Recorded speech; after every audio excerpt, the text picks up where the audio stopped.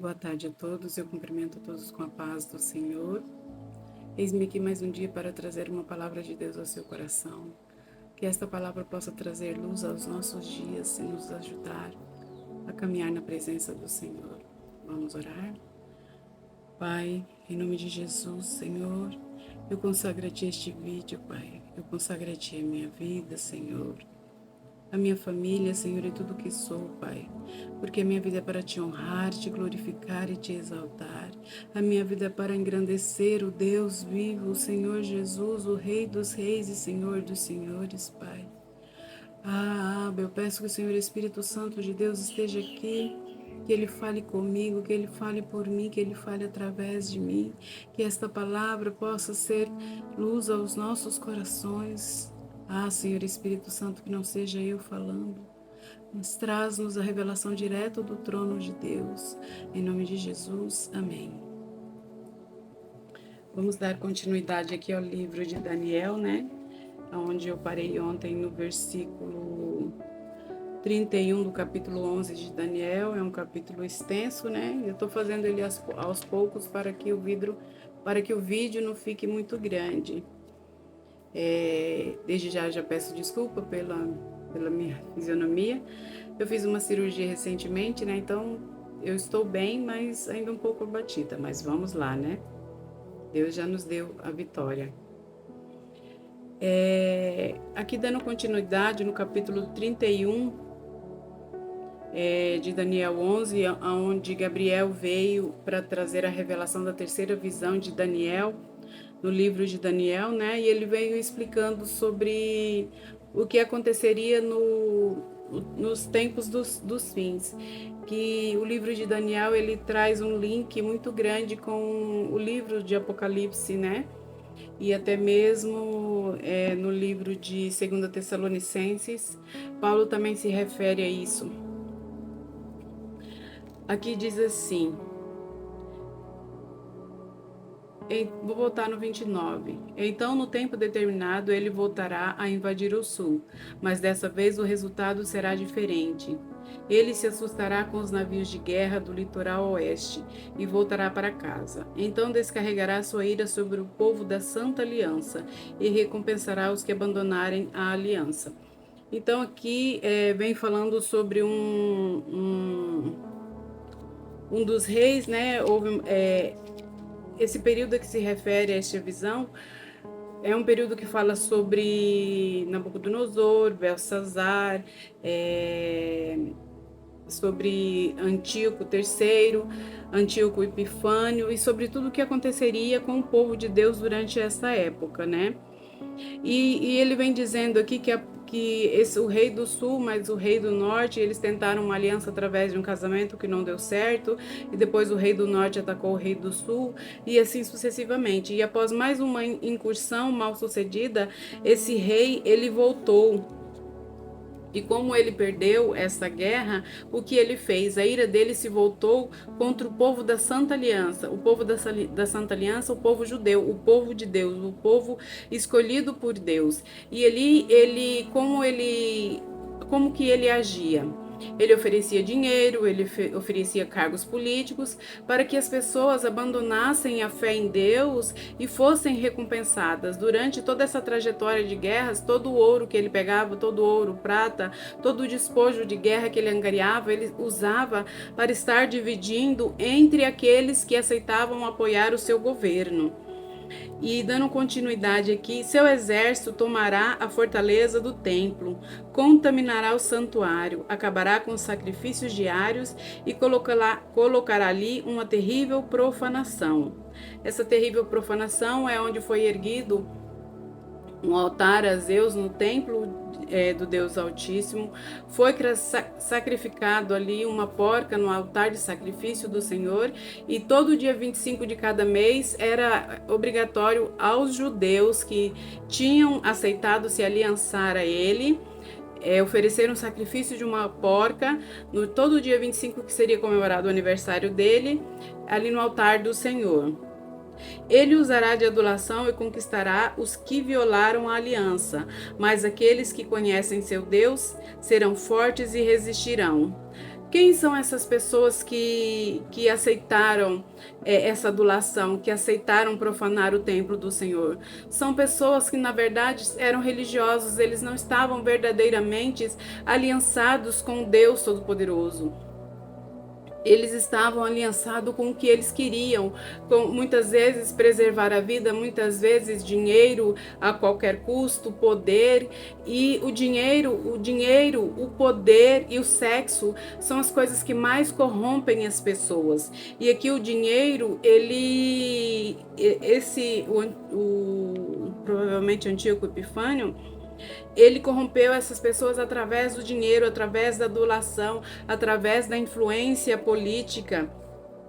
Mas quem estava verdadeiramente aliançado na presença de Deus, ali permaneceu firme, permaneceu fiel. Houve um remanescente que permaneceu fiel a Deus.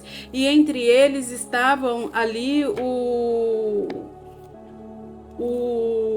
Matatias Macabeus e seu filho Judas Macabeu, que ficou conhecido como Martelo, porque ele era muito forte. No começo, as pessoas ficaram com medo de juntar-se a eles ali e serem pegos, mas como foi crescendo essa revolta contra esses líderes, muitas pessoas se juntaram a eles, mas como havia um tempo determinado, essa revolta ela foi aplacada muito cedo. Líderes sábios instruirão a muitos, mas estes mestres morrerão pela espada e pelo fogo, ou serão capturados e saqueados. Durante essas perseguições receberão pouca ajuda, e muitos que se juntarem a eles não serão sinceros. Quer dizer, muitas pessoas que se juntavam ali à família dos Macabeus, na verdade, eram pessoas que estavam ali com o intuito de traição. Assim como Judas traiu Jesus, eles se aproximavam ali dos Macabeus, daquele remanescente que ousou se opor àquele governo que profanava, onde houve a terrível profanação da desolação no templo do Senhor. Então aquelas pessoas se aproximavam deles com o intuito de entregar para os líderes. Durante essas perseguições receberão pouca ajuda, e muitos que se juntarem a eles não serão sinceros. Alguns dos sábios serão vítimas de perseguição, e desse modo serão refinados, purificados e limpos até o tempo do fim, pois o tempo determinado ainda está por vir. O rei fará o que bem entender, se exaltará, afirmará ser maior que todos os deuses e chegará a blasfemar contra o Deus dos deuses, o Deus Todo-Poderoso. Terá êxito, mas apenas até que se complete o tempo da ira. Nós temos no livro de Apocalipse também fala sobre o tempo da ira. Então essa desolação, essa profanação, essa abominação, ela tem um tempo determinado para acontecer, que é o tempo da ira de Deus. Mas quando a ira de Deus se aplacar, o Senhor Jesus virá para nos salvar, para nos resgatar. Mas até que complete o tempo da ira, pois aquilo que foi determinado certamente acontecerá. Ele não respeitará os deuses de seus antepassados, nem o Deus preferido das mulheres, nem Deus algum, pois dirá que é maior que todos eles. Nesse trecho aqui que fala que onde ele não respeitará os deuses dos seus antepassados, alguns estudiosos bíblicos dizem que será um judeu, será uma pessoa da Santa Aliança. Só que outros dizem que ele pode até ter origem ali naquela região, né, em Jerusalém, em Judá, naquela região. Mas ele não respeitará os deuses, não respeitará Deus, não respeitará o Senhor Jesus Cristo, até mesmo porque naquela região ali, a maioria deles não reconhecem Jesus Cristo como sendo o Messias. Eles acreditam que o Messias ainda está por vir. Pois dirá que é maior que todos eles. Em lugar deles adorará o Deus da fortaleza, um Deus que seus antepassados não conheceram, e lhe dará honras com ouro, pratas, pedras preciosas e presentes caros. Dizendo contar com a ajuda desse Deus estrangeiro, atacará as fortalezas mais poderosas.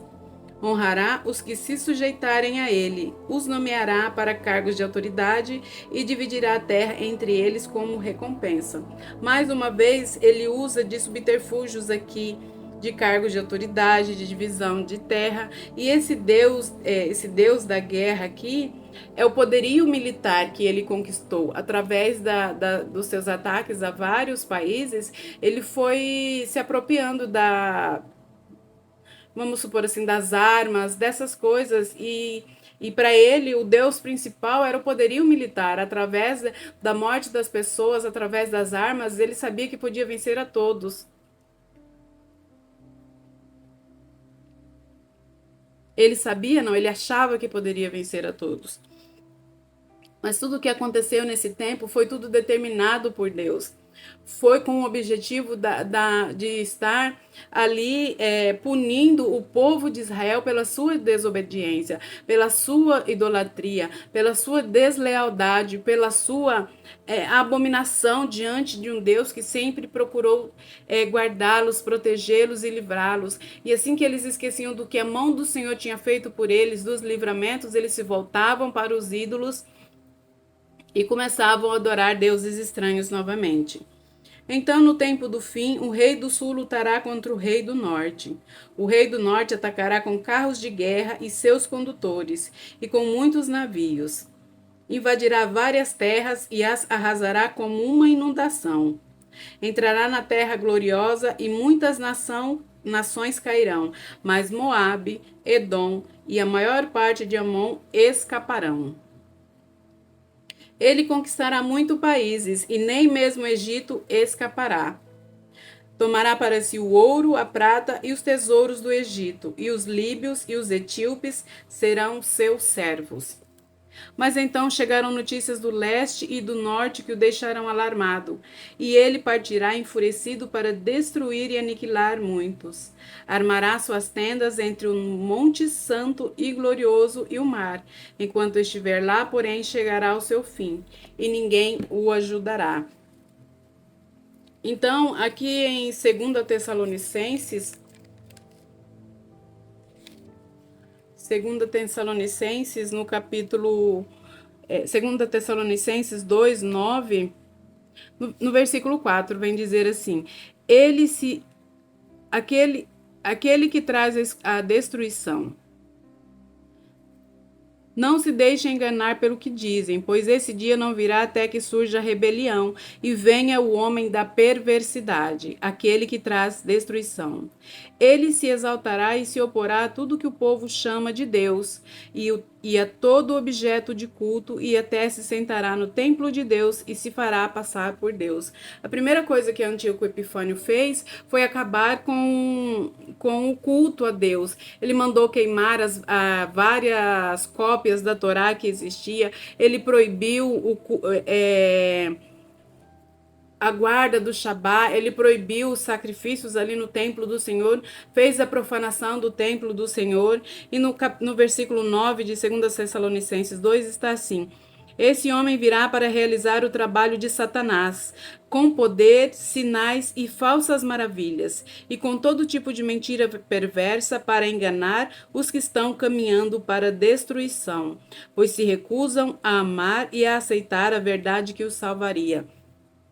Então, quem será atingido pelo anticristo, pelos falsos profetas? Aqueles que já têm um coração dúbio, aqueles que já têm um coração perverso, aqueles que na verdade estão ali servindo na casa do Senhor, mas na verdade o seu coração está no dinheiro, o seu coração está em qualquer outra coisa. Dentro da igreja é um cordeiro, mas quando chega em casa com a família é um lobo feroz, maltrata filhos, maltrata a esposa, não paga contas, não cumpre os seus compromissos. É esse tipo de pessoa com que Satanás que vai enganar essas pessoas com falsos sinais e falsas maravilhas.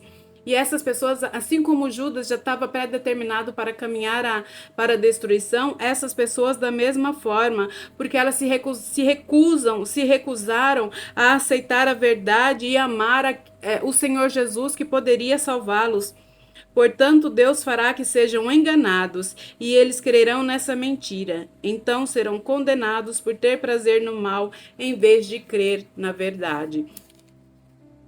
Então, muitas pessoas, quando nós falamos sobre o Senhor Jesus, que o Senhor Jesus veio a esse mundo como sacrifício perfeito, como um Cordeiro Santo, que ele veio resgatar as nossas vidas, elas falam que é mentira, que o Senhor Jesus é um profeta, eles procuram todo tipo de desculpa que eles acham plausível, falam que a Bíblia foi escrita por mão de homem, que é tudo mentira. Mas o coração deles é perverso e enganoso. Eles se fiam na bebida, eles se fiam no sexo, eles se fiam em tudo quanto é coisa que toda imoralidade sexual, toda perversidade, todo pecado, toda luxúria, toda idolatria. A pessoa se apega de uma forma tão ferrenha a esses comportamentos, a essas coisas, e não sabe que isso apenas trará a destruição do seu corpo através de doença, porque o álcool atinge o fígado, atinge o rim, atinge o cérebro, através da sua alma que será perdida no lago do fogo do inferno.